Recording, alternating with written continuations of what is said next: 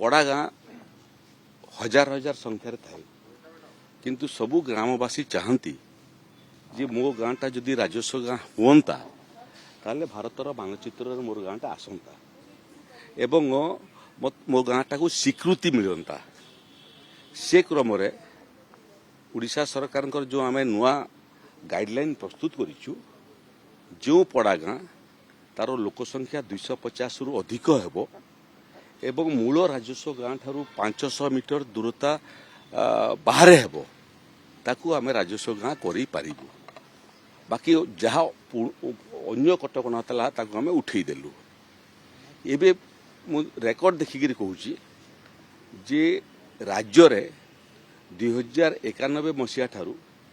2024 मसीहा पर्यंत मोटामोटी 1991 रु 2024 केते वर्ष है